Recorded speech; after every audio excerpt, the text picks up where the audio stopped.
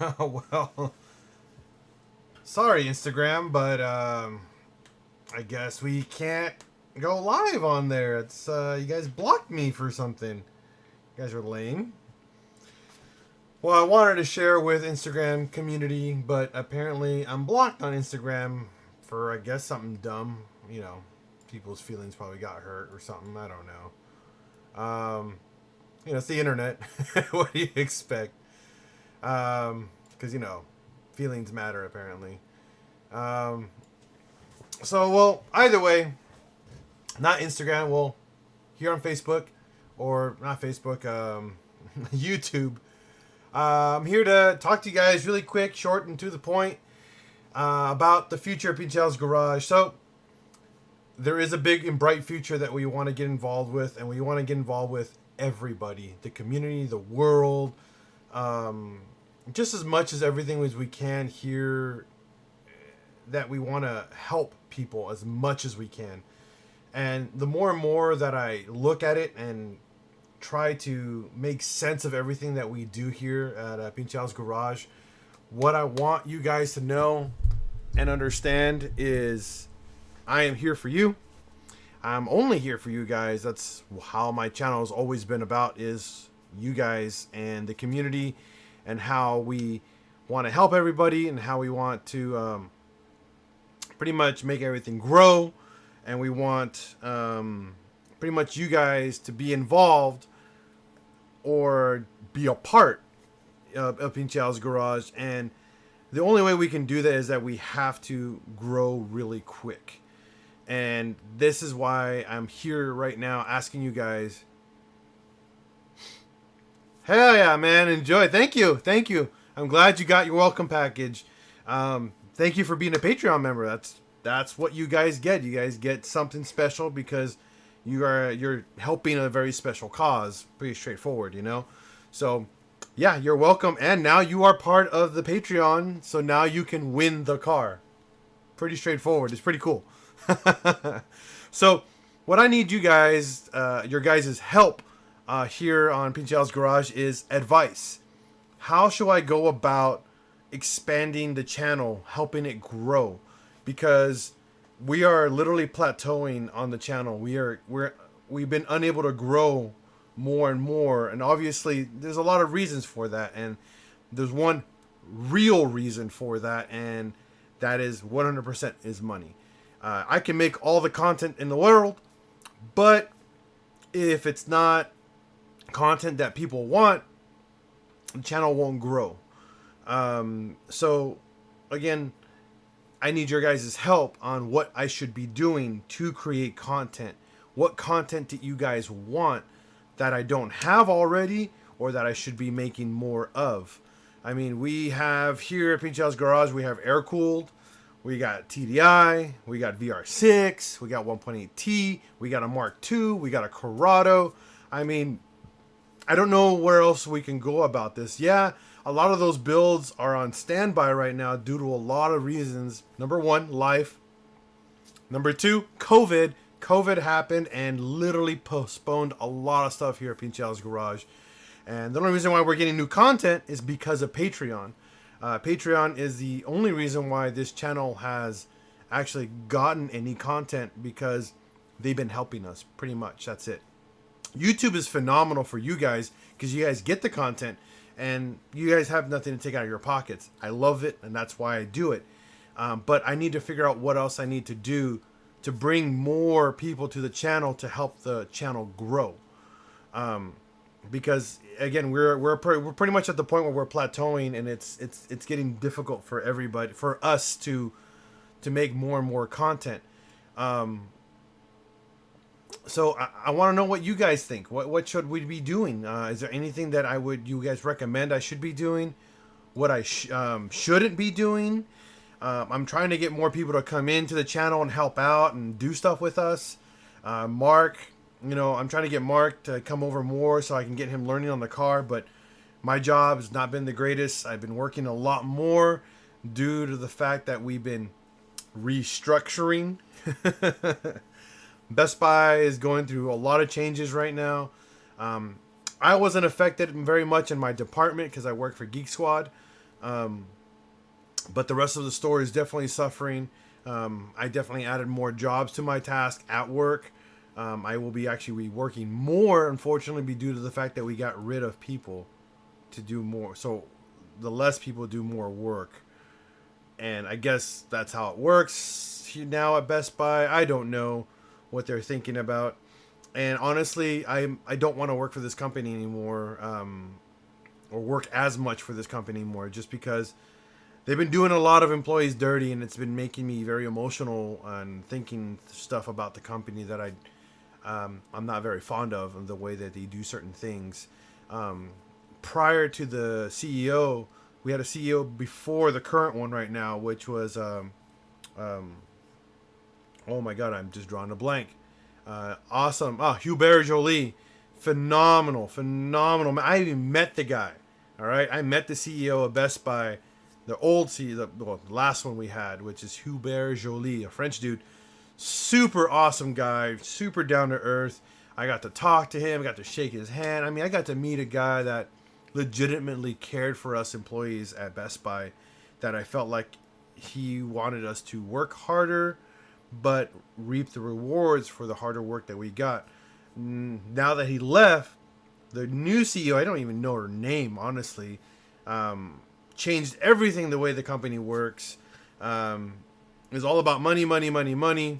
And now I feel like I don't have a voice or an opinion to the company. And they're just doing whatever they can to make the company money, period. What's going on, Tiny? And it's really irritating me because I love working for Best Buy. I've been there for 12 years. And I love the company. The company's done so much for me and my family that I don't want to leave, but I want to leave now. I don't feel happy or comfortable, and I don't know what to do. And again, this is why I need your guys' help for this channel, because I'm trying to figure out how to evolve the channel so we can bring a bigger audience here that can help us grow exponentially, and I can get away from my job and help you guys even more so. And this is where, again, I am calling out for all you guys to give me some advice. Please comment. I want to hear you read your guys' comments, and I want to know what I should do. Honestly, I don't know what to do. I have a lot of ideas, but they're super difficult to implement because of my short amount of time. Thanks, George. I appreciate it, buddy. Yeah, no, I know you guys. You guys are there, and you guys are awesome. I love you guys, man. You guys are. I know a lot of you people I never even met, and I like you guys a lot. And you guys are awesome. You guys have always been super supportive and been great to the channel and actually to the community overall. And this is why I'm here to ask you guys for advice for my channel, for our channel. This channel is not mine. This is your guys' channel, and I need help. I honestly do. I need a lot of help. More on the idea and a little bit on the emotional side, but I'm tough. But more on what we should be doing for the channel. What do you guys want to see on this channel? Do you guys want to see drag races? Do you guys want to see burnouts? Do you want to see stuff doing stupid stuff, or be more still educational? Once the Patreon car is built and running, we are going to take it to the racetrack. We are going to show you guys what PincheAls garage can build in a driveway, in a little tiny garage. We are going to do that. That's for sure going to happen, but that takes time, and that takes a lot of time to do it. So, I mean, yeah, that's cool and all, but what else do you guys want to see here at the channel? I try to stay away from anything that's illegal, just because I don't want to be flagged. I don't want to be having issues on my channel. Believe me, I would love to show drag races and stuff like that, but there's a lot of risk involved, guys, and I don't want to risk this channel, especially the community that's part of the channel. I'm down for it. Believe me or not, I am super down for some fun runs and some races, but there's one of those things is that, like, where do we draw the line, and where do we go from being realistic and not being realistic? I don't know.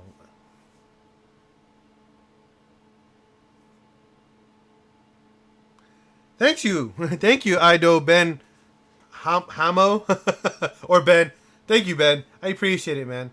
Um, again, educational is what we've been doing. This channel's been going on for 6 years, and that's all we've been doing. We've been doing educational DIYs, and again, it works. Believe me, it does work.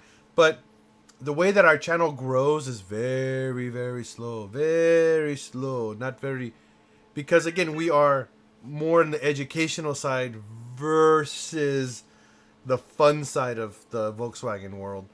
You know, we're not doing stance stuff. We're not doing super dirt nasty low cars. We're not doing hood exits and dumb stuff. Yeah, that if I added that stuff to my channel, yes, we will grow much, much faster and attract an audience. But I don't know if this is the audience that we want on the channel. I don't know if these are the people that you guys want to have on the channel, where they just start, you know, just being rowdy and not very supportive. Again, we have 12,000 plus subscribers on this channel, and it's awesome. It's amazing. But those 12,000 subscribers aren't as active as a lot of you guys who are dedicated to the channel itself. That's why I'm here asking for your help. And this is why, that's why this channel is awesome, because you guys will comment and actually be honest with your comments and realistic with the response that I can use towards the channel's benefit. You know, so what else are you guys thinking? While you guys typing, or if you, hopefully you guys are typing, I'm gonna try to get on Facebook and do the same thing, because Instagram is blocking me for some reason, which is really irritating right now.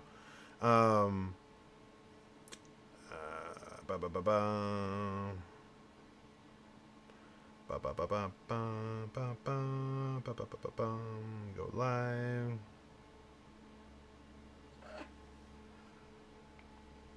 Got it. Turn the camera around. Hey.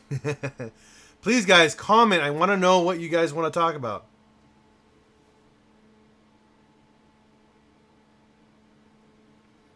So, you feel like the MK4 content is lacking generally? It's not exactly a growing market. Funny thing, this channel is probably the biggest Mark IV channel out there that goes all about servicing, maintaining, upgrading, modifying Mark IVs. I'm not going to say we're like the biggest. I mean, honestly, one of the biggest ones is Humble Mechanic. That guy is phenomenal. If you guys don't know who he is, just go to YouTube and look up Humble Mechanic. He is a phenomenal channel with all these super cool videos. I watch his stuff religiously.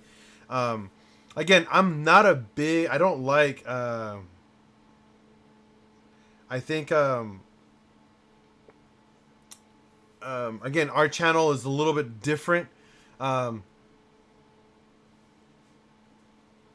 What's funny, MR Marketicy, or just, how about Mark? I'm going to call you Mark, or Ken. I'll call you Ken. The Mark IV market, actually, currently right now, is actually one of the largest growing modification, mod cars this generation, actually. People actually stopped buying newer cars lately and have invested a lot in the Mark IV world, which is really weird because I've seen a ton of stuff on my Instagram, my Facebook, and YouTube where a lot of people are getting excited for Mark IVs. And I think we need to do a budget, super budget build Mark IV to get more people excited about that content. Because honestly, Mark 1, 2, and 3 are very expensive platforms to build. It's crazy and how expensive it is to get into those platforms due to the fact that it's not many parts are being made for them. Mark 4, Mark 5 is like the generation that you want to go into it, but it's like it's an ugly car. It's not really like the coolest.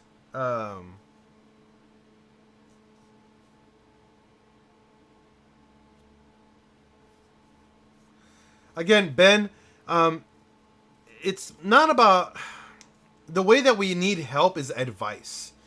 We're trying to figure out what we can do to make the channel grow. building an Audi TT. I mean, it is a Mark IV, but it's not a Mark IV, which is funny. Depending on the model that you get. If you get like a standard TT front wheel drive, it's a Mark IV. It literally is 100% a Mark IV. But if you get an Audi TT with Quattro, it's an R32.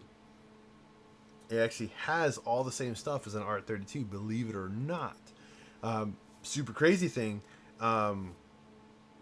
You can swap VRs in a Quattro or an Audi TT and put a VR6 or a 1.8T or a TDI and have Quattro, which is super dope. But a lot of people don't do it because they think, oh, it's an Audi. But it's a Mark IV.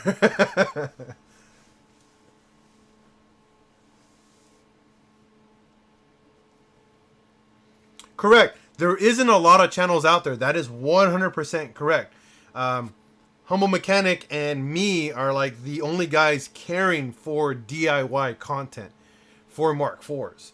But what I mean is, what else should we be doing creating content besides what we already are doing? My channel, again, I have 3 days off a week. I work 4-day weeks. I get 3 days off, but they're spread apart, so I don't have 3 days off consistently. So that means I have to figure out and plan my day. Hold on here. I gotta start a Facebook video. So, oh, okay, that makes more sense, Ken. Makes way more sense. Thank you for tuning in on Facebook, guys. We're here trying to figure out the future of PincheAls Garage. If you guys are gonna tune in, please provide very, very constructive criticism, comments, and help for this channel, because that's what we're trying to do, is trying to figure out how we can make PincheAls Garage more involved in the community, make more stuff for the community and content-wise, and what we should we be doing and should we not be doing for the channel and for you guys in general. That's pretty much what we're doing live right now to get you guys up to speed. If you guys are asking what's going on here on live here on the channel, that is literally what we're trying to figure out right now. Again, you are right, Tiny. Mark IIIs are ugly, but yet so very beautiful. Again, those are the cars. MK4, again, MK4, 3, 2, and 1 are phenomenal cars. They're European cars. To me, those are the body styles that to me says, hey, I'm a Volkswagen or I'm a European car because I got those gorgeous fenders. I got those fat little body lines. You know, some cool lines on there. The Mark V and up, the technology in them is phenomenal, but they all look like minivans. I'm sorry. Sorry for the hate, guys. Sorry. But Mark V, 6, 7, and 8 coming out already, they legitimately look like minivans just squished down into a small form factor. I'm sorry, guys. There's no more character. There's no soul when you drive one of those cars. There's no clickety clanks, no bangs and booms. It's just like power. Again, I love it. Fast. You know, fast cars. The technology in those things are stupid wicked. Like, I love it. You know, but again, they can look sick. I'm not arguing that. I'm definitely not arguing that they can look cool. But they have no character. They have no soul.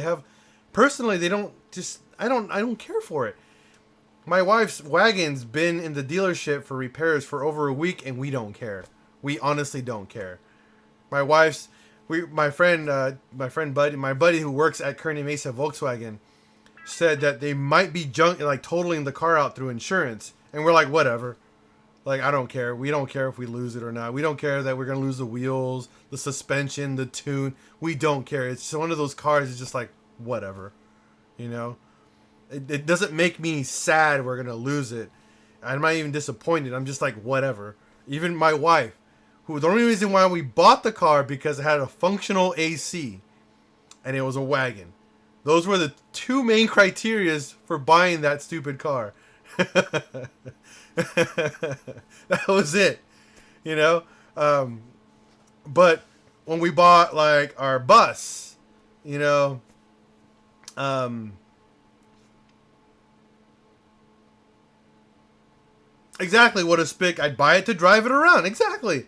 I'd drive, and if it breaks, oh well, like whatever, you know. Again, a lot of you guys are gonna get mad at me, get emotionally hurt. You're probably gonna need your emotional animal to hold you to get you through this, through this conversation, and probably gonna be like, oh my god, he's just so wrong, and blah blah blah.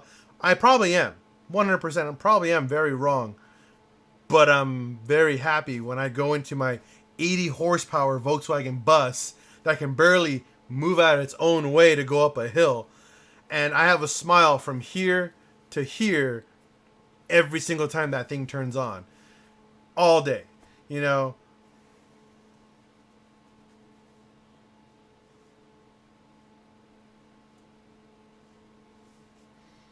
Yeah, yeah, Jesse. Again, I love the Mark II, the Corrado. I mean, anything pretty much 2005 and older. I think Volkswagen had character, they knew what they wanted to make a car look unique and different from everybody else. Now you can literally put every single hatchback and sedan in a lineup. If you debadged every single one of those cars on the lineup, you wouldn't be able to tell them apart. Besides going inside the car, because the Volkswagen will be better built. Sorry guys, with you guys owning anything else. But, que onda, 47, whoop whoop. You know, but if you sat inside a VW, then you sat inside a Toyota, a Subaru, a Nissan, you instantly would have been like, that's a Volkswagen. Holy crap, that is a Toyota. That is cheap on the inside. Great overall. Don't get me wrong, guys. Reliability and owner maintenance is 100% your guys' forte. You guys can talk that up all day. But at the end of the day, you'll drive the VW just because it's just so much more fun to drive. Sorry, but I'm not sorry.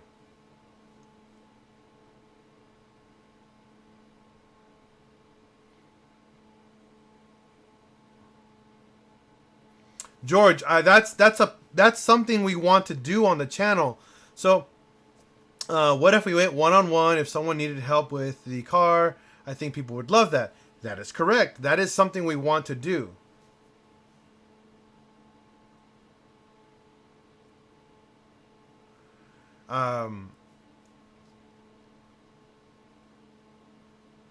Oh no, I agree with you. What a spick. They are regular, boring old cars, but Mark IVs, again, and older. If you were to put a Mark IV next to a Mark V, 6, or 7, night and day, their lines are substantially different. The way that they sit, the way that they looks European. If you go look at a Mark V, 6, or 7, they look like every other car that is out now. Again, you guys are all going to be mad, going to be hateful, but they don't have character. They look like a track home. That's probably the best description I have for a Mark V and newer. They look like a track home car. You go down the street, they're all the same. Different on the inside, but almost every single one is the same on the outside. Again, that's why a lot of the people who are in love with older cars, because they got the clickety clanks, they got the wonky driving, or they just don't ride as smooth. You feel every little nook and cranny on the road. Again, soul, character, like they have a purpose in this world besides getting you to point A and B. That's what I love about them. Yeah.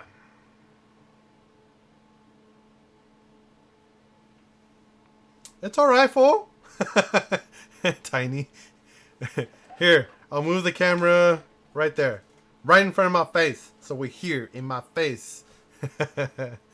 Again, I'm just, yeah, they are funky cars. But at the end of the day, it's one of those cars that, like, I've driven a Mark 7, I've driven a Mark 6, I've driven a Mark 5.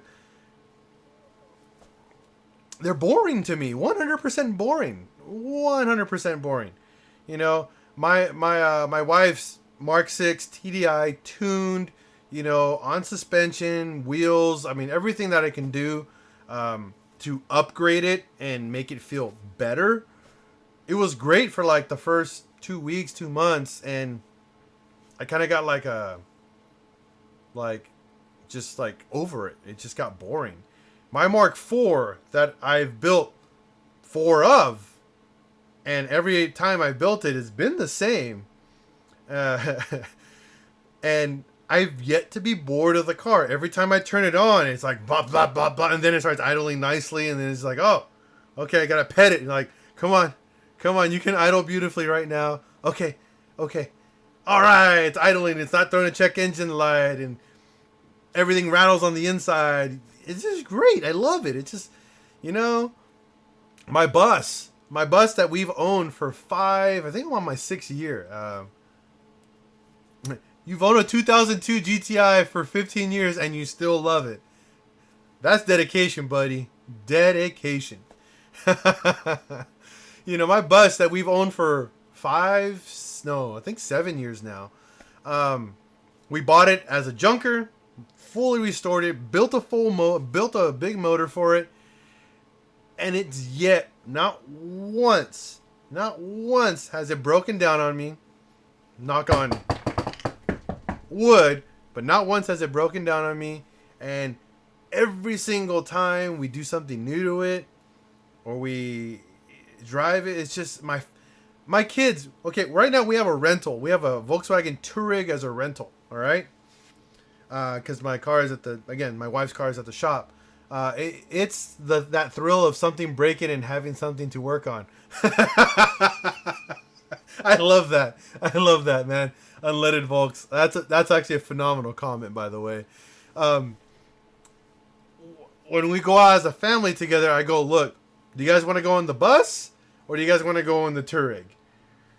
I go, the bus has no AC, you know, no heat, and it's just got seats and seat belts, and that's it. This doesn't even have a radio. And the first thing that my kids and my wife say, let's go on the bus. Forget the Touareg. That's super beefy and warm on the inside and super soft and cushiony. No one cares for this stupid Touareg. But the kids are like, go on the bus. And my wife's like, yeah, let's go on the bus. And yeah, we go on the bus. We prefer taking the bus all day. It's hilarious when that is, I give them the option. It's like, okay, because we can turn on the Touareg and it turns on and we can just go. I gotta I gotta pump the pedal on the car, you know, pump the pedal, crank it, turn it off, crank it, and it fires up. Then we all gotta wait about 2 to 3 minutes, and now we can leave. We can leave the driveway. What we planned to leave in 10 seconds, Touareg turn on and go. I let even my manure cord still warm up, but turn on and go. The bus is like, nah, let's get in, get the family situated. It's funny. It's just super funny, guys. I love it. Again, it's a fun car, but the Touareg is just boring.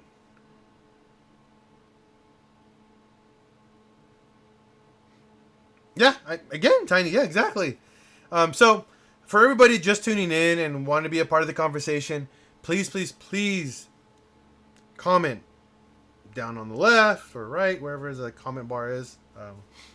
Also on Facebook, please comment. What we're talking about today is the future PincheAls garage and the love of cars that we all have here on the channel. And what I mean by the future PincheAls garage, what should we be doing? What can we do to make this channel better, greater, and just more fun for everyone? I know for a fact once we get the Jetta all done up and we show it on the racetrack, we will create that surge of content or people flocking to the channel. But I don't want to depend on that solely just for that car. I want more of everything else so people know what to expect and what they want on the channel. So please, guys, what else do you guys want to talk about? What else do you guys think we should do to create better and more meaningful content on here on the channel? Oh, and by the way, Tiny, I can promise you, I guarantee you that we can go up your steep hill that your other car was having problems with. Just by the way, just tell you that, I don't know if you ever see Barstow and that gigantic mountain that's on front of Barstow, the off-road grounds.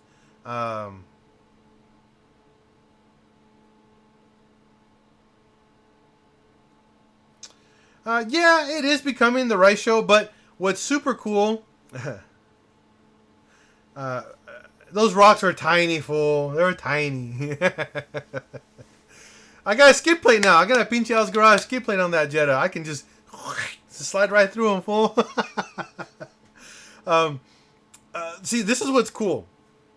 A lot of people...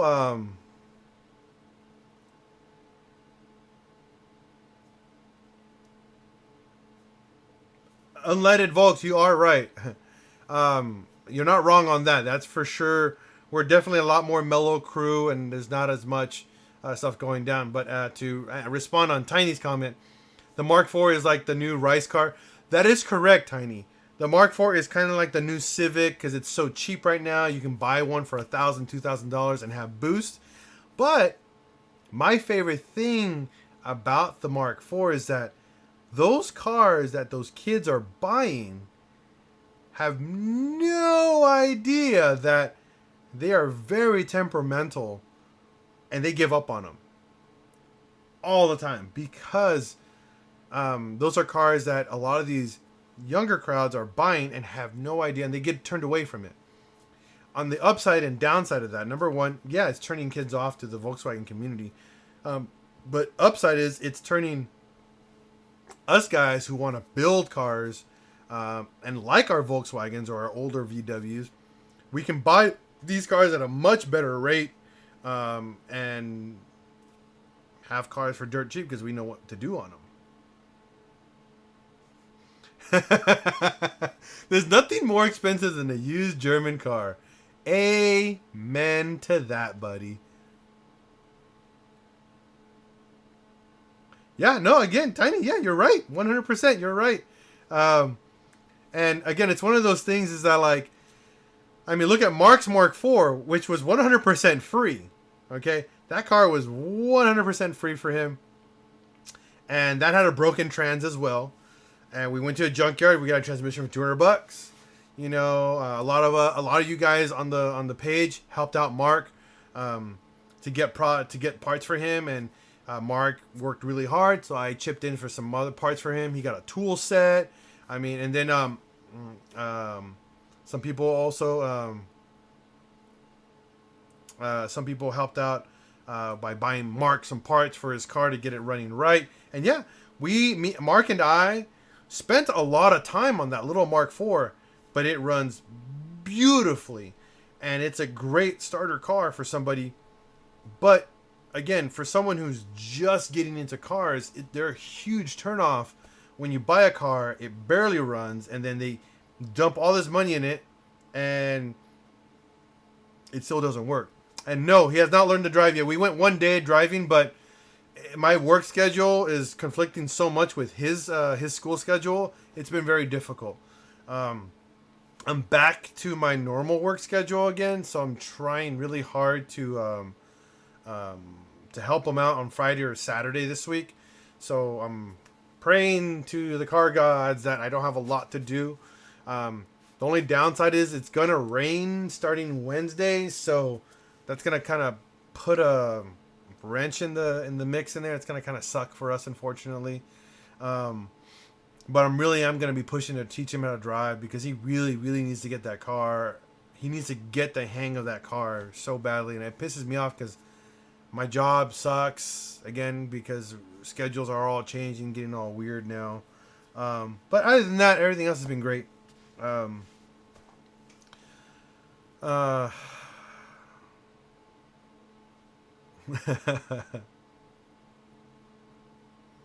Yeah, man. I'm actually going to the junkyard tomorrow morning. If anybody is down in San Diego, want to hang out with me and help me pull some car parts, I gotta go pull 4 door harnesses for a guy who hit me up on Facebook, who needed them. So hopefully I can get them for him, and he can, you know, I can buy them from him and ship them to him. So come on, guys. I need advice for the channel. More advice for the channel, please. You guys have any other ideas that we can do? What we can do on the channel?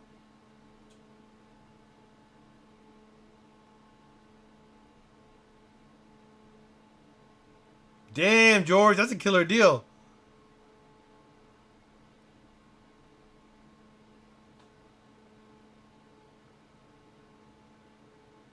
Unleaded Volks. I'm in Escondido too, Unleaded Volks.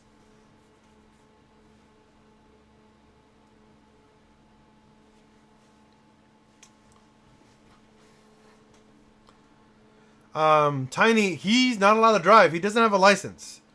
So I'm pretty much, he's working on getting his license, because he's still really young, so he's really not allowed to get a license yet. But he's almost the age, like I think it's like a couple more months left, and then he can actually get a real license. So that's why I've been only going with him, because no one in his family knows how to drive stick. Honestly, I think Mark knows more on how to drive a manual than his mom or his dad. So I'm technically the only guy that's going to be able to teach him. None of his friends know how to drive stick, and those are all kids. They ain't know nothing. I'm trying to make Mark the cool kid in school, to have a car that's a manual, you know, and all that stuff, you know. So, but again, it sucks because with Mark, he doesn't have a permit. So that's why I have to be with him. So if we do get pulled over, I'd be like, look, officer, he's going to get a permit, you know, blah, blah, blah, blah, you know, the song and dance to the cops, and hopefully we get away with it. If we get a ticket, F it, I'll take care of it, you know. I want to teach him. I want him to learn. Exactly, it's a new clutch. I'll give you guys a funny story about, because the day we drove it to his house, he adamantly, again, we went out driving for like 2 hours around a parking lot. There's a church right down the street from my house. They let us drive in the parking lot, and it's a nice course. It's like, it's got an uphill, downhill. It's got speed bumps, so he has to stop and go. It's got like a roundabout, and then there's like a kind of divider in the middle, so he has to learn how to U-turn. He's really good at driving. He sucks at a clutch, and that's cool. Again, we're learning how to drive. So I took him in the Outlander first, because the Outlander has a more forgiving clutch than the brand new Mark IV clutch. So we went on the Outlander, and we went for about 2 hours. And dude, this kid learned super quick. I mean, he was getting it first, second. We even got to third gear in a parking lot, by the way, guys. Third gear in a parking lot. That's pretty quick.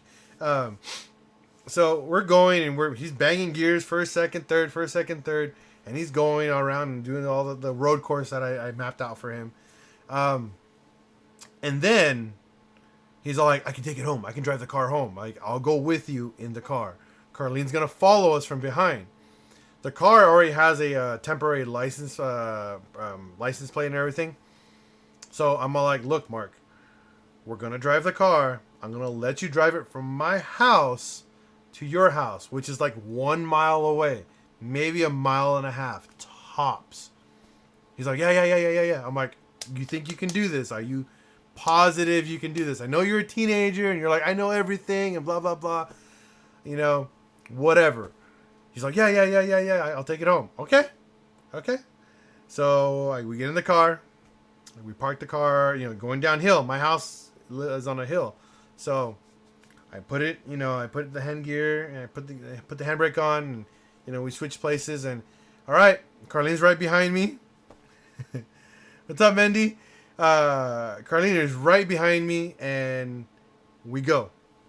We use Carlene as like kind of like a traffic deter, so if he stalls, he'll be able to, you know, go forward, and no one can, you know, force him to, you know, freak out. So He gets in the car. We go to the first stop and to make a left out of my house, and he stalls immediately. Because it's a brand new clutch. I told him, I go, relax. It's a brand new clutch. It's going to grab sooner than later. You're gonna panic and you're gonna freak out. Relax. He's like, no, I got it. Okay, let's wait till the next car. Wait until traffic passes because you stalled already and there's no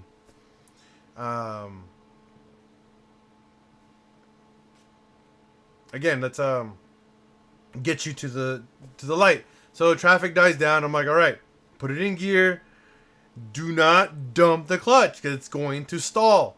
You need to give it like a little bit of gas, a little bit of clutch. Once you feel the car moving forward, give it a little bit more gas and a little bit more clutch. When I mean a little more clutch, release the clutch a little bit more. Give it a little bit more gas. Let it start putting. Once you feel like you have a good acceleration, let go of the clutch and give it gas, and then go to the second gear.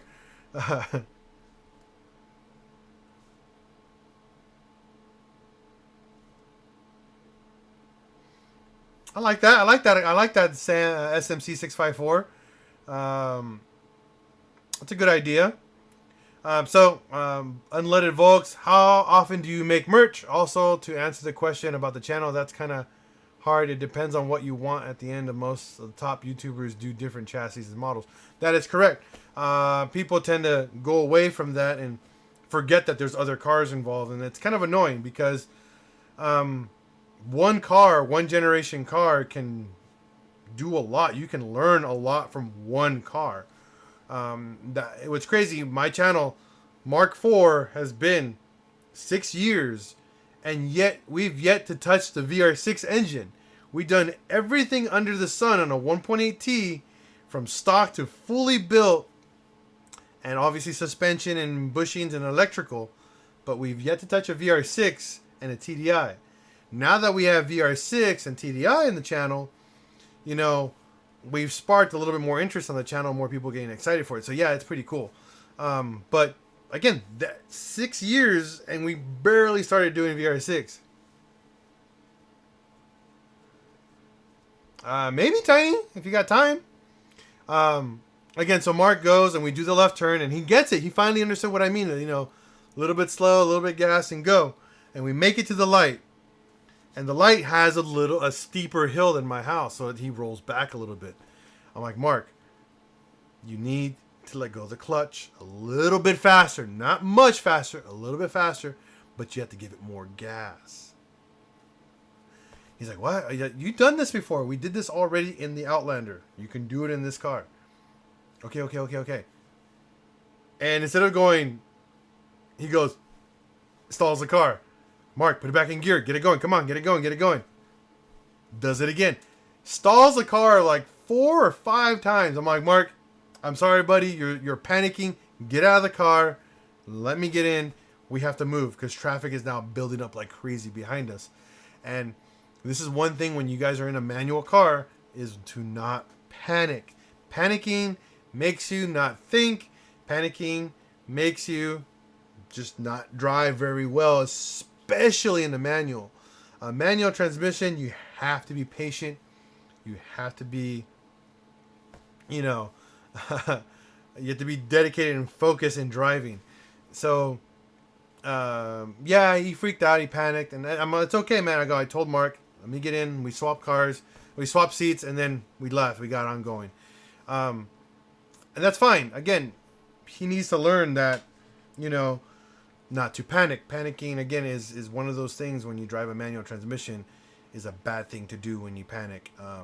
Once you understand or get the concept, once he gets that, I forgot the word. What's the word? Once you get confident, the panic starts to go away.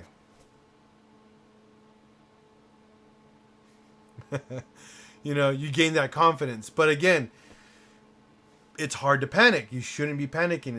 You got to be thoughtful. You got to be mindful. You got to focus and then go, again, for unleaded and SMC, I love those comments. Those do make sense. Do burnouts, do a built in 10 minutes video.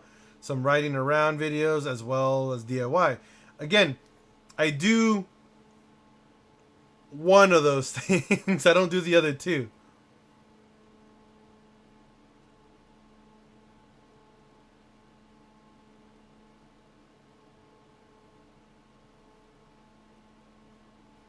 Yeah, I mean, I would agree with you on that one, unleaded. But this is a single lane. The area where he was stalling was a one lane road, so I didn't want to do that.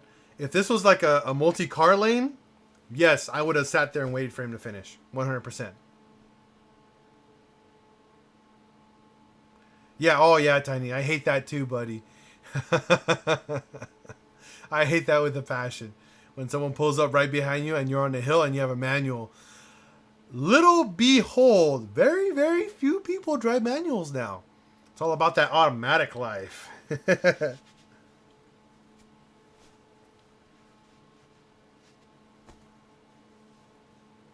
Unleaded. How often do I make merch? Um, every day. Uh, but it all depends on what you mean by how. It's when someone orders merch. All my merchandise on our channel is made to order. We do not stock anything in this in merchandise. The only thing that we currently stock are 3D print models. The VR6 engines, the 1.8T motors. We stock those because those are super time consuming. But that's pretty much it. I don't stock anything else that we make. We literally make everything to order. That's why on our website we do tell people wait. It's 1 to 2 weeks per order, due to the fact that everything takes a lot of time to make.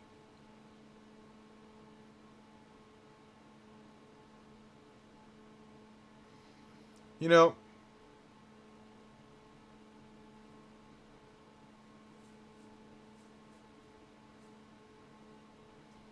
I'll check it out. Um, yeah, man, a lot of people who got time, who got money, editing takes a lot of time, man. A lot of time. And yeah, I wish my editing skills were better, honestly. But um, this is a two-man crew here at my this is a two-man crew at my YouTube channel. It's my wife, who does all the shipping, receiving, all the emailing. She does all the product ordering, all the supplies. She does all of that. Um, Me, I film. I do all the work. I do all the editing. I do all the YouTubing. I do all the designing. I do all the merchandise products that you guys see, all the artwork that's made. I do all of that. Okay, my wife does all the background stuff that's I cannot fathom in my brain to do. She is phenomenal on keeping everything under control, and that's why it works. But yeah, I mean, if that's his only job, that's freaking awesome. He can focus on that. I run a full-time job. I work a 40-hour job on top of everything that I do here, which is what people don't realize, that I work, 4 days a week at my job, but I still work 40 hours on top of what I do for YouTube. And then I have a family, and then I also work at the shop with my buddy to make fabrication work. I'm learning how to do fabrication. Um, yeah, I mean, if this was, again, if my channel was full time and I didn't have any bills to pay, my editing skills would be on point too, buddy.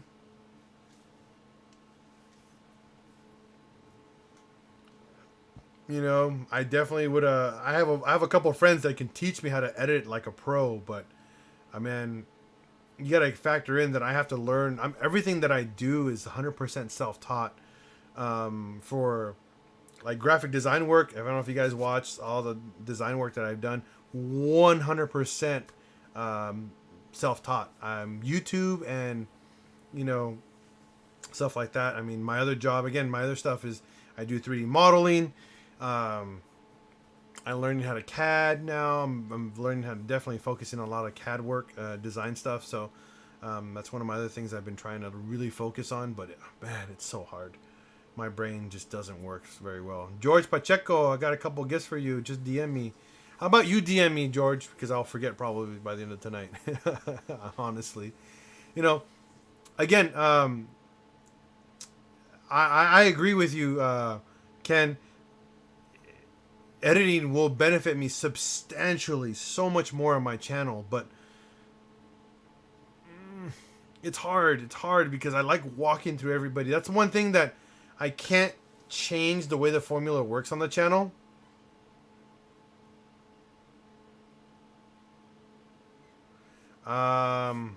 Don't put a steering wheel in your car so you don't lose cruise control. I don't know, man. You figure it out. That's kind of like a your decision, man. I can't help you with that. We got one or the other option: cruise control or cruise control.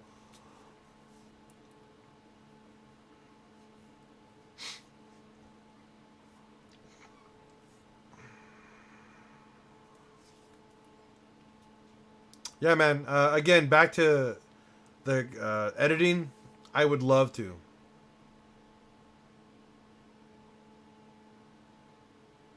Heck yeah, what a spick.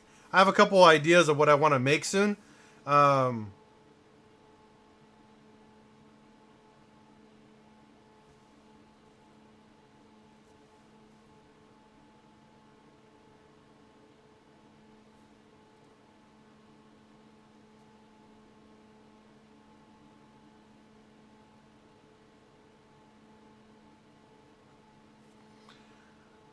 See, I asked and you can't help me. I can't make your decisions for you, fool. Jeez. I wish I knew someone in my area that had great 1.18 knowledge to help me fix my gremlins. But my last service, I found a full can of brake cleaner in my engine bay. And that service cost me $800. Dang, that sucks.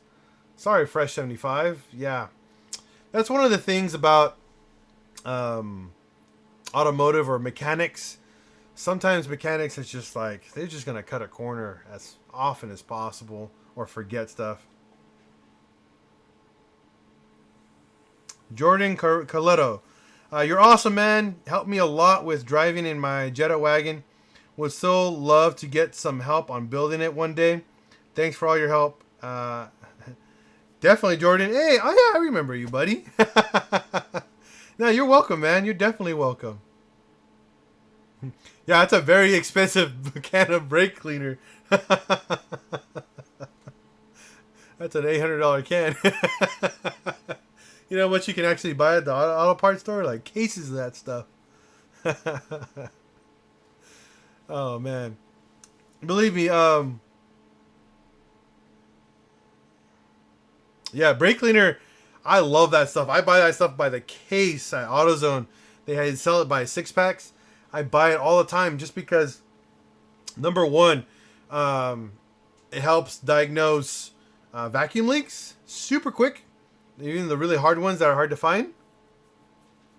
Also cleans out parts, so if you have an area that you think you might have an oil leak, just spray some brake cleaner. It cleans off immediately any oil gunk that's been there.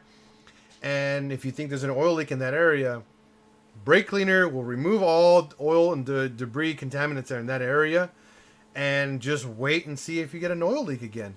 I use it for a lot. It's one of my favorite tools to diagnose stuff. I use it a lot. Exactly. I put that ish on everything. I love that comment.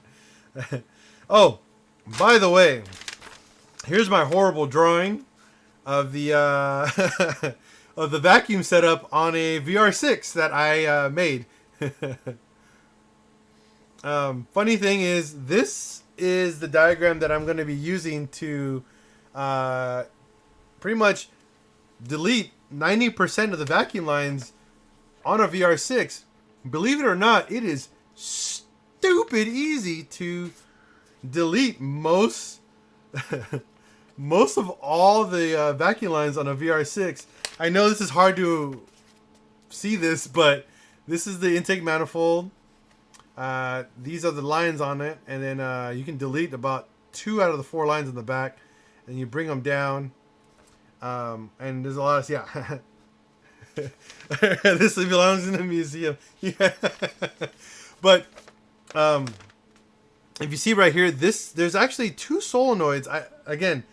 I was very confused on how the vacuum was ran for the flapper module, or the paddle valve that sits inside the intake manifold, and how it used vacuum to open and close the valve, and then it had a solenoid down below that actuated the actual vacuum, and then it had a reservoir. So I'll give you guys a quick and easy breakdown on how this works actually. So there's a little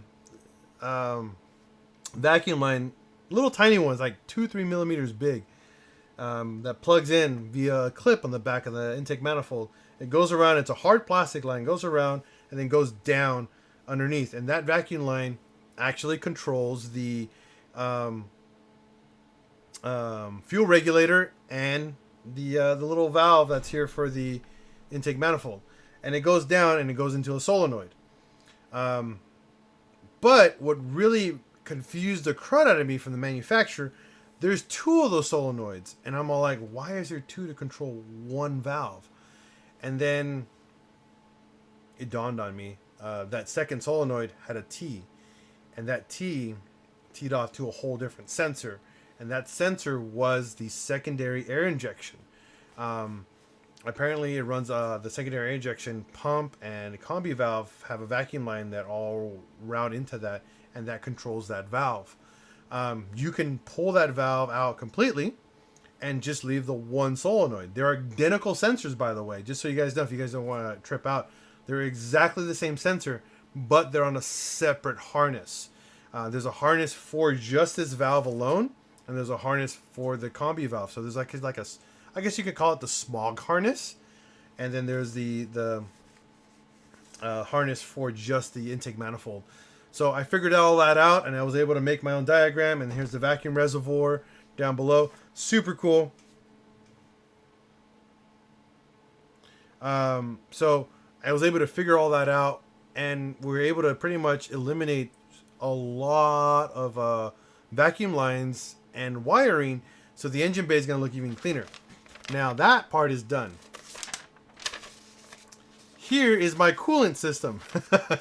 This is even worse looking than the previous one. You can see that. So, but I understand it and I know how to do it. So the way that it works, how do you get a car on the parking lot pimpin'? Mark IV is over. We're going to be doing... Yes, I know it looks horrible. You guys are laughing. But I understand this diagram 100%.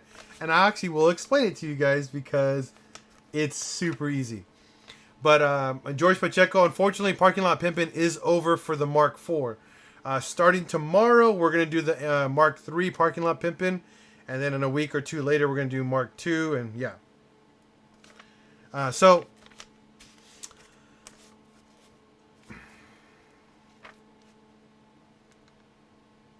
Thank you, Kenny. Now I know that I can call it the shift rod. So this right here is how we do a coolant ball delete, and pretty much how to clean your engine bay for coolant lines and remove. Okay, so coolant ball delete, radiator, secondary radiator delete, plus secondary water pump delete. So there's 3 things you can delete out of your entire engine bay and simplify it with legitimately, I think 4, maybe 5 pieces of hose, and that's it. It's super cool.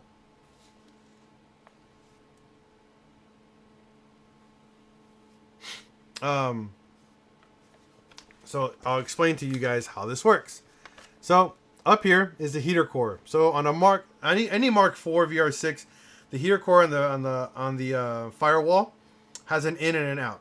Okay, so get that right off the head, because if you own a Mark IV, they're exactly the same thing with the 1.8T VR6 TDI 2-point slow. They're all the same. Now there's an in and an out. The in comes from the head. So on your VR6 in the back of the head, there's this little stub coming out that where you pop out, and there's a hose that goes out, and it tees off to all these other hoses. Now, all you need to do is get a 90-degree from the head out and then straight to the heater core, and you're done. How does that affect smog? Well, you don't have smog anymore. So,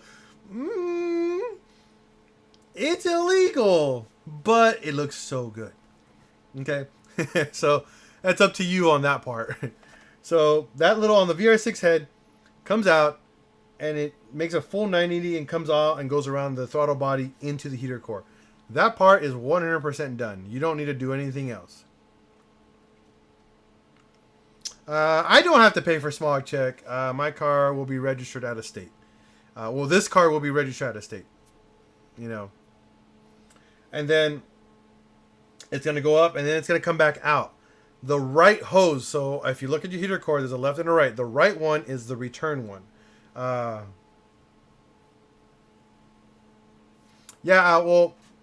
the car will be living in an area out of state, but it'll be here in California. And yes, everything's tuned out of the car, by the way. I just bought I bought a tune from Boost Dynamic Tuning.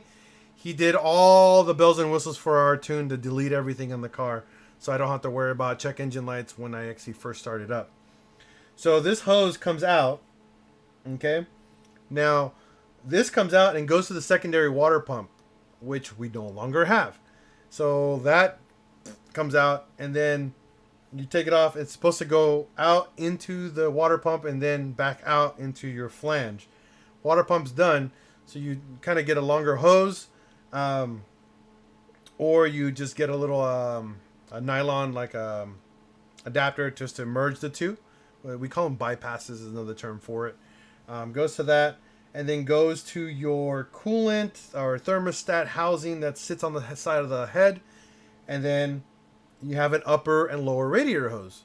Again, super easy. Those hoses do have T's on them. You can cap them, and done. Cap the ones that don't no longer go to anything, so you can cap them, and then same with the lower one. The lower one has like a T that goes all the way to the secondary radiator, which we no longer have.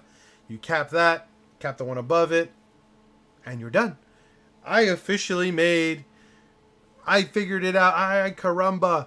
It's so easy. Literally 1, 2, 3, 4 pieces of hose, and that's it. It's pretty cool. We're going to add a swirl pot to it. That's going to be next. Currently, we're going to run it without a swirl pot. We're going to use the radiator cap on the hose, or inline radiator cap for the time being, until we can afford a swirl pot to bypass all of that, and it'll look good after that. But for right now, super. I didn't know VR6s were this easy to do until my buddy Ray came over and he let me see his car as it was like 100% stock, and I was able to figure it out. Obviously, I used other cars' shaved engine bays for reference as well. If you want to go even further, the con, pretty much without running a swirl pot, is you're going to lose coolant. The swirl pot helps it for expanding coolant. When the coolant expands, it doesn't go anywhere. It doesn't drain out of something. If you don't have a swirl pot, you have the inline radiator hose, like on my Mark IV 1.8T. It just drains. You can let it pour out into a container, but like on other older cars that have like a expansion tank, they won't suck back into the engine because you have to have it at level height to your radiator. Unfortunately, you can't do that in a Mark IV because there's no mounting place for it, so it won't work.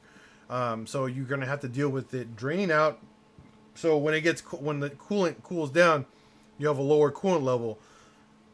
Over time, you're gonna have to fill your coolant. It's super easy. Every 3 months, you just add about a cup, maybe cup and a half of coolant, and you're back to normal.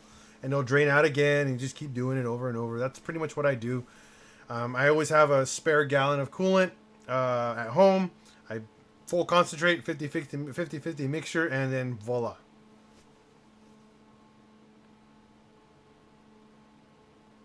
That is also correct. It has. Um,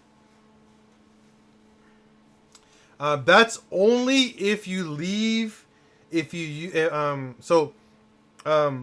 your comment, Ken, for that scenario, that only is a problem if you run the VR6 throttle body cooling, which you do not need if you don't want to use it.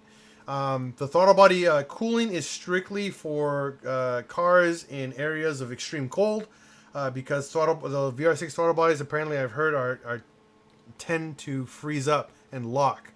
Um, Car's a California car. We don't have extreme cold. We have cold, but not anywhere where it snows, so it's not a concern of ours, unfortunately.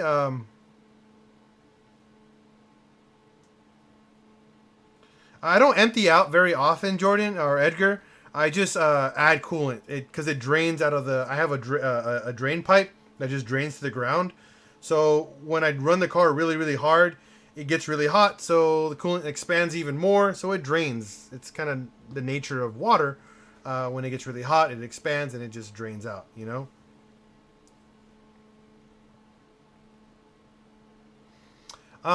George Pacheco. It depends on the turbo that you're running. Um,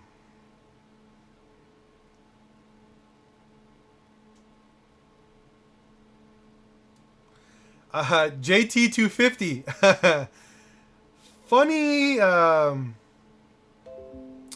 funny response about that question. Because I actually want to do a twin KO3 or a twin KO4 or even a quad KO3 1.8T. I actually want to do like a dual or 4 turbo, legit dual 4 turbo, like 1.8T build. I legitimately want to do that. I think that would be super cool to do something like that. But that would be what we call our like, we kind of want to do it like our Amazon eBay build. Pretty much do it as cheap as legitimately like as possible. I mean, I want to cut every single corner possible and just do it and see what happens. You know, I mean, it'd be a super cool idea to build. Go buy a ratty Mark IV. I'd like not care about what it looks like. Just literally put a seat in it with a cage and a harness and build. Do the cheapest rods on the market, the cheapest pistons on the market, and the tiniest turbos we can buy, like the tiniest KO3s you can buy. Build the jankiest manifold, maybe a legit manifold, and see what happens. I mean, it'd be neat if it makes a lot of power and it does really well. It would actually be very interesting to how it turns out. Again, it'd be one of those things. It's going to be ratty. I don't want it to be perfect. I want it to look legit. You know, maybe cut the hood and build like a hood scoop with, you see the 4 little turbos on the hood. I mean, again, it's going to be super cheap. You know, $200 turbos and see what happens. I mean, the worst that could happen, it will explode. Obviously, have it properly tuned, have injectors done right. All the stuff that matters for it to work correctly would be done right, but the parts itself would be the cheapest stuff on the market. I'm not even kidding. I will definitely spend the least amount of money possible to do it. And yeah, we'll call it like the Fleabay Turbo Kit or the Fleabay built. Again, it'd be something that I would love to build, and if it does well, take it to the track and see how it really works on the track. And you know, some maybe a quarter mile, even the mile run on doing doing the what they call the airport runs. I'd be super dope if the car was actually legitimately successful and being as cheap as possible and ludicrous as possible. I would definitely build it. I mean, why not, right?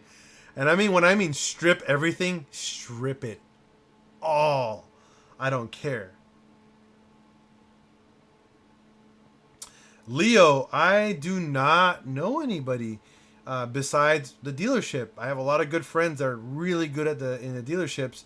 Um, I can only recommend you pretty much the guys at Kearney Mesa Volkswagen. Legit guys out there. All the technicians there are actually legit technicians. They know what they're doing at that shop. Most of those guys there have tenure, and they know their stuff. So I can't recommend. I can't be very specific on who, but I'll tell you, Kearney Mesa Volkswagen is legit. So if you have a KO4, leave it with the MAF. Don't go MAFless. Just stay with the MAF tune. It'll drive the best with the MAF. Yeah, KO4s, especially the tunes, you don't want to go MAFless. They don't run really well because they don't flow as well. Again, it's little tiny turbo. So the flow characteristics are not very good. I definitely recommend, definitely recommend working with a MAF tune on that.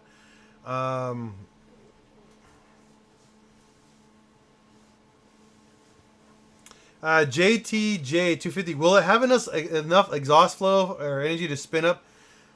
Maybe after 4,000 RPMs. Maybe 5,000 RPMs. It'd probably pick up some power, some spool. Who knows? I mean, I mean, it's a tiny turbo. I don't think you need that much to spool it. And again, once they start spooling, they'll just start spooling like crazy. I mean, yeah, I could do a twin turbo, but I mean, it wouldn't be as cool as 4 little turbos. I mean, again, we were not going to do big turbos. KO3s are tiny turbos, and they spool at 2,000 RPMs in a Mark IV. So, I mean, why not go to 4 turbos? I mean, come on, 4 turbos. Give me a second. Be right back. For the Obliterator 3000, how well do OptiWorks bumpers fit? I don't know about you, but if you've seen my Mark IV GTI, they fit pretty well. Believe it or not, Obliterator 3000, I just bought an entire OptiWorks kit for the Jetta, and we're actually going to fit them tomorrow. So I'm actually going to do a full DIY on how to make OptiWorks bumpers fit beautifully.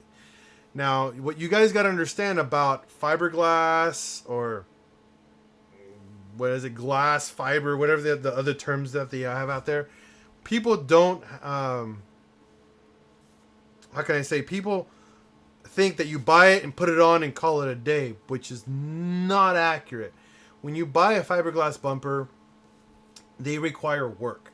You need a Dremel, you need sanding pads, okay? Get the little sanding wheels, okay? Because what you're going to need to learn how to do is, you're going to cram the bumper on. Make sure your fenders are installed. You're going to put the bumper on. And what you're going to do is look for where the bumper grinds. Not slides in, where it grinds. And that's where you need a sand. You Dremel it a little bit, and you take it off, put it back on, Dremel a little bit until it stops grinding, where it slides beautifully in. So that's one of the things you got to understand when you buy any fiberglass bumper in general. Fiberglass lays weird, so it's never going to be perfect. It's always going to require work, but it's not hard work. You just need a Dremel. That's it. I was able to fit my front and rear bumpers in about 2 hours with no problems. But you're sanding the inside. Do not touch the outside of the bumper. That does not need to be sanded. They're perfectly molded on the outside. It's the inside that requires just a little bit of TLC. Be careful. Be forewarned. You will end up damaging your fenders if you don't focus on how you're sliding on the bumpers onto the car. Because what happens when you slide the bumpers on, if they're not perfectly fit, they'll pop out and they'll grind the fenders and they'll ruin your fenders. If you're concerned about scratching your fenders, lay a nice thick layer of blue tape right above it, where the bumper slides into the rails. You know, the little rails that have the 3 little notches or 2 notches that clip the bumper in place. You need a you can what's the word cover that with masking tape, so if it pops out, it won't scratch your fenders and ruin your fenders. Again, it's one of those common practices. If you ever bought fiberglass bumpers, they're never gonna bolt on. They're not designed to bolt on 100%. They fit nice when they're laid on immediately, but they will not fit perfect. If you want to fit perfect, you're gonna need to get a Dremel. Period. And now again, I will show you guys that.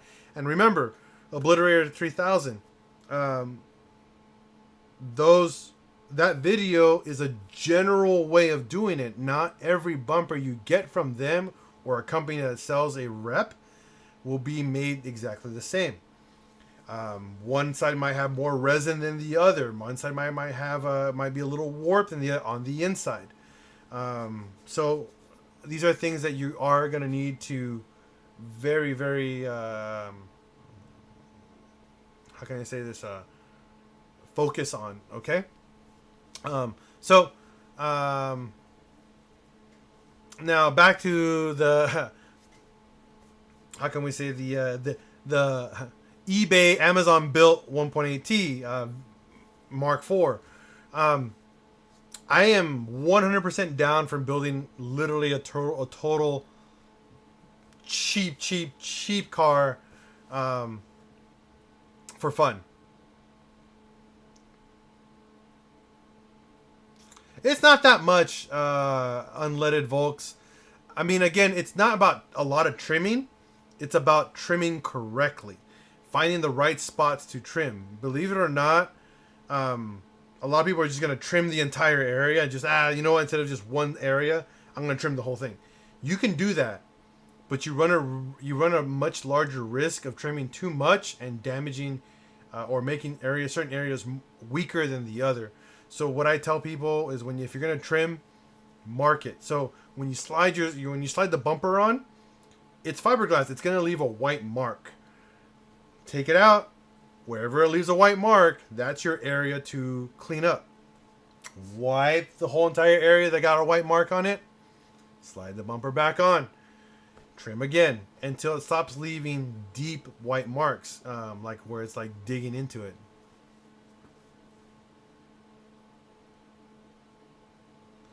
Unleaded, I would love to do that, but doing an all-wheel drive 4Motion swap car is very expensive.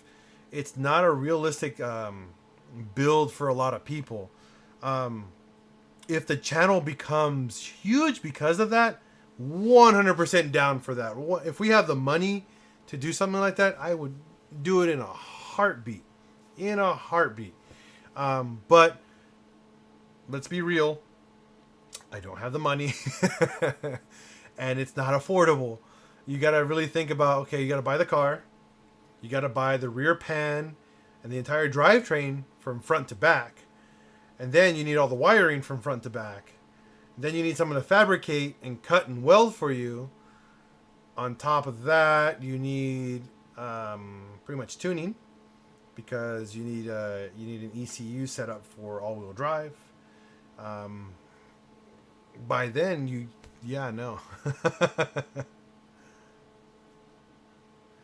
Yeah. Oh, dude, have a good night, George. Definitely have a good night, buddy. So, all great ideas, but we have to be realistic. We have to be honest with each other and what we can and can't do on the channel. And I'm going to be realistic and honest with you guys. I don't have a lot of money. And that's why I need to make things work the way it is. All right, Ken. Have yourself a wonderful night too, buddy. I want to make things work for everybody and make sense of everything that we do.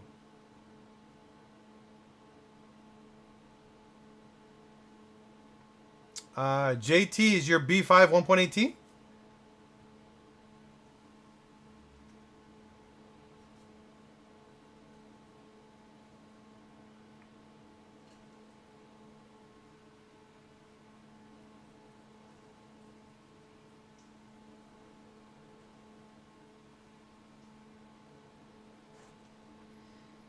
They bolt right on. There's nothing different.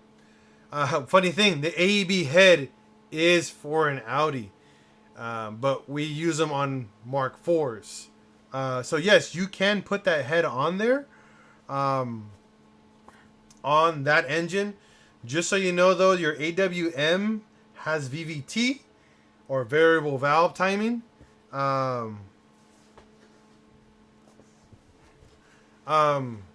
So it's one of those things that, like, you can slap it on there. That head doesn't have the VVT.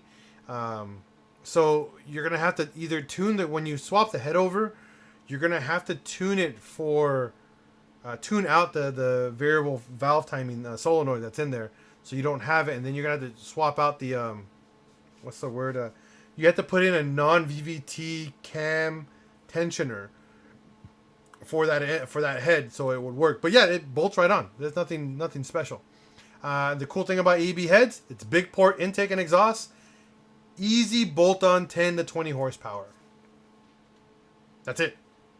Easy power for a 1.8T. Now, your downside is you need an intake manifold that fits that head. You cannot use your AWM intake manifold. Completely different size. Now, the other big issue you're going to have for the AEB head is your water flange outlet. It's different. It's not the same.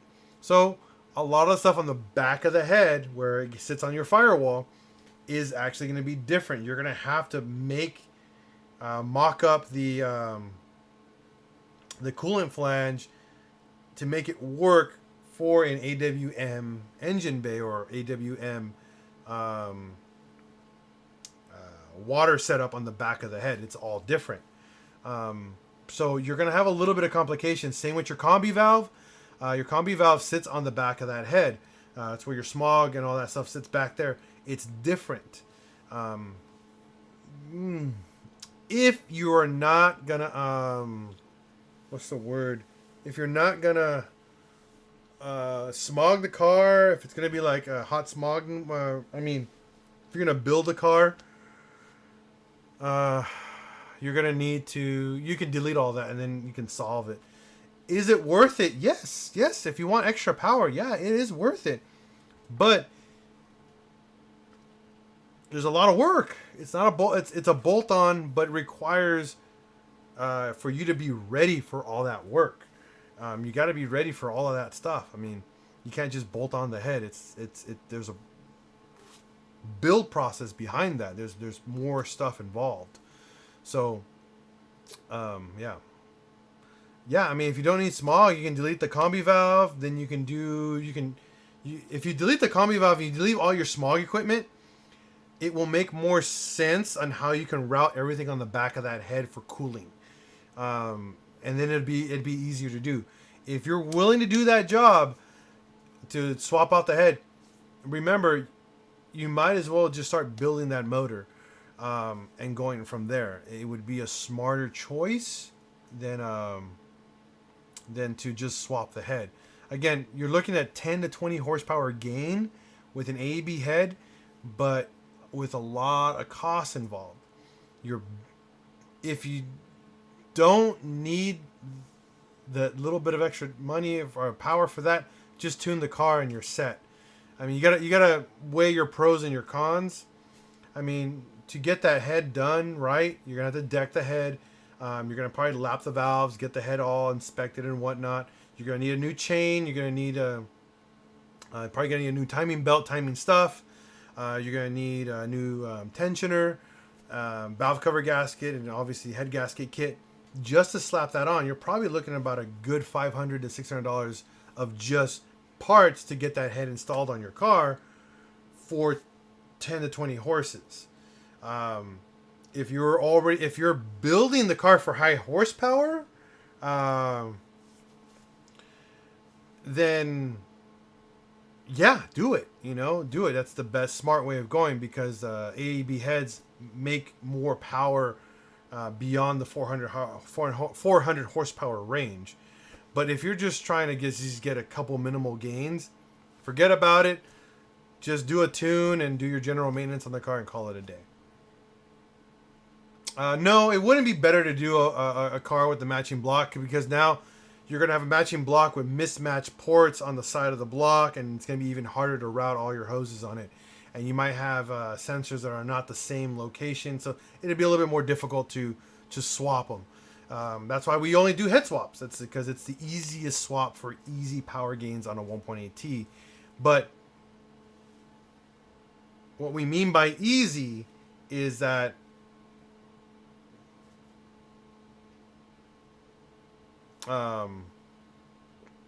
what we mean by easy power gains is how can I explain the easy, simple terms to say it? It's just a head swap, but you got to understand the back of your head, all the stuff that requires for the head swap. I know it's kind of weird, but that's kind of the idea.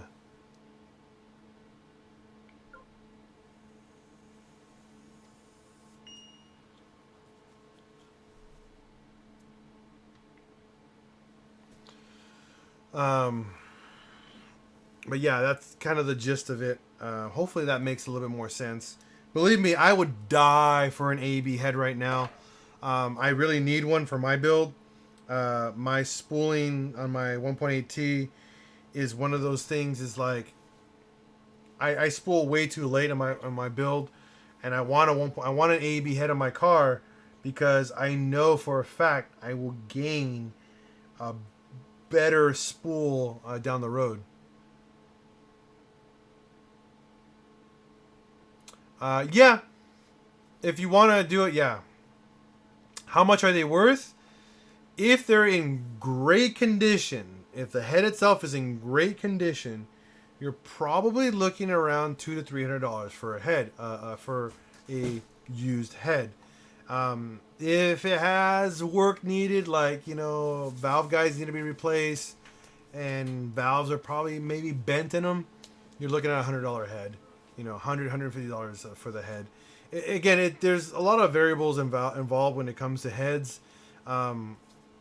It's really a matter on who knows what they're worth and who doesn't know what they're worth. To anybody that doesn't know about 1.8Ts, you're just gonna see it as just a 1.8T head, nothing special.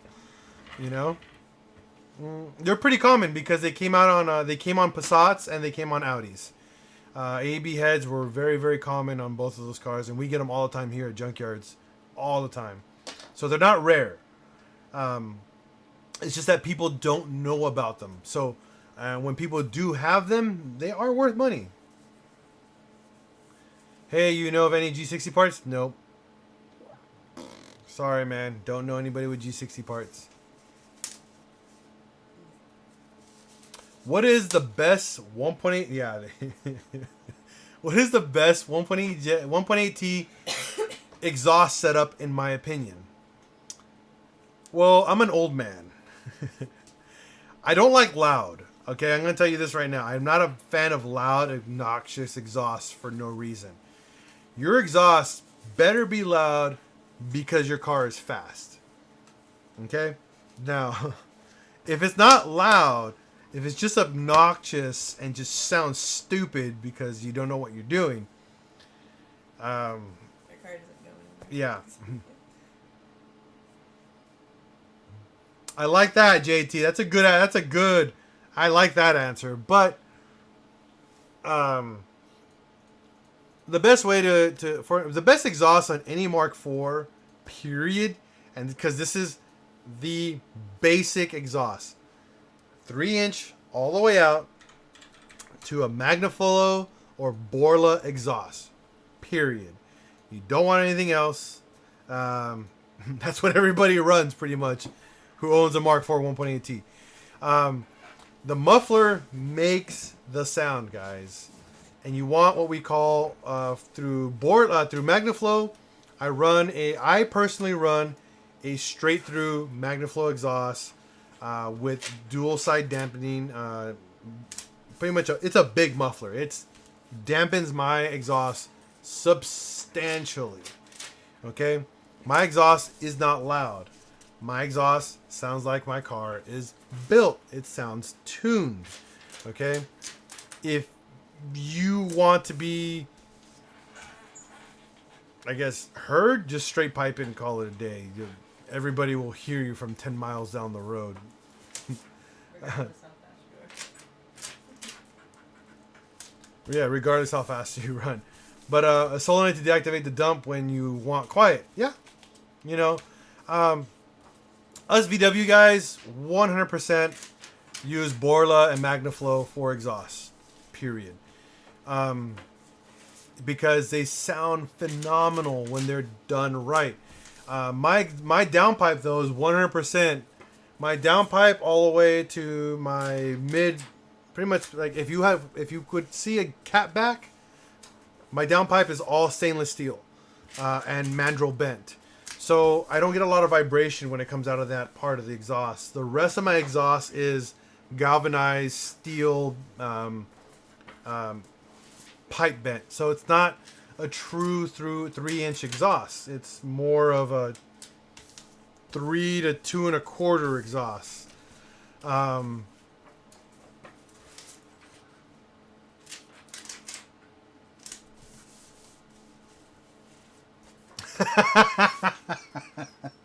Oh man. So yeah, you're pretty much down my road. Exactly. Put a MagnaFlow exhaust. Put a MagnaFlow muffler, and have the wastegate go into your downpipe, and all your noise will go away, and you won't lose any power. 100%. Can guarantee you will not lose a single bit of power in your build.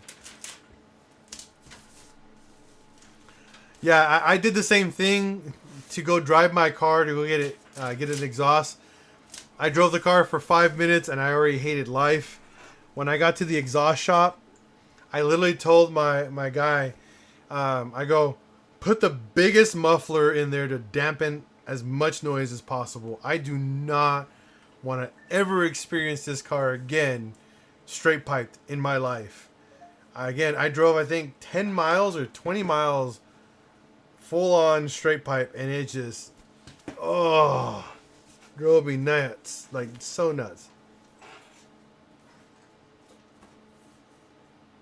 Yeah. Is that why the Passat had 2 suitcases? Yeah. Oh, yeah, you can hear the turbo spool all day, but that's it. Yeah, I believe it, Obliterator 3000. I believe it. Oh, man. Again, I would never do it again. I would never drive a car straight pipe like that to anywhere. I want it built. I want it to sound right. And I want to enjoy my drive, you know? If I'm going to drive a car straight pipe that hard, like that, noisy, what's it called? I will have headphones and a mic to talk to anybody because I don't want to experience that ever again. Like race car status stuff.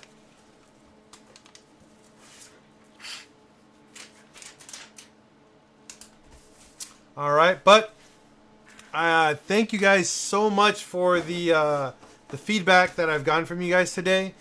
I know what I need to do, and I know what I'm going to do. It is noticeably quicker, but a muffler doesn't slow down your spool. I'm telling you that right now. Okay? All a muffler does is absorb the vibrations of the exhaust coming out. Again, it all depends on the muffler you use. If you're using one of those mufflers that have the dual chambers, that will create back pressure. But if you have a muffler that goes straight through and is dampening on the side, that just drops the amount of vibration, that noise, that sound is creating. That's the whole point. That's why they're chambered on the inside. So when the sound passes by, it, instead of the vibration just vibrating, the noise vibrating so much, it dampens that noise. That's why it muffles the exhaust. You can also put in a resonator in the back if you want, in midway, to drop it even more. Again, remember guys, a proper exhaust will not make your car spool any less than it is straight pipe. Okay?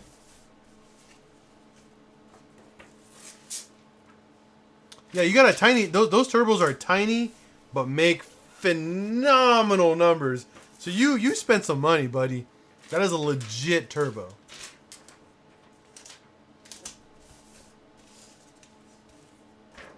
Yeah. Just do that, man. I'm telling you, Obliterator 3000. Personally, I'm going to put a resonator, an actual performance resonator in my car. On top of what I already have. I'm probably going to make a much, much better enjoyable drive in the car. And still make my 400 horsepower as well with no problems. It's not going to restrict your flow of exhaust. I'm telling you that right off the bat. It does not do that. You know, it's been proven multiple times. So, it just, your turbo cars like exhaust flow. Obviously, the bigger the better. You know what to do, man. All right, guys, though. But either way, thank you so much for being part of the live stream and participating, because it matters to me, guys. You guys matter to me so much, and I appreciate it. I'm gonna use a lot of your guys' advice that you guys provided tonight, because it is beneficial to us, to you, to everybody who watches this channel substantially. So thank you guys so much. Have a wonderful night. And again, as always, here at PincheAls Garage, if you see another dubber on the road, give him a thumbs up, give him a deuces. Respect one another, please.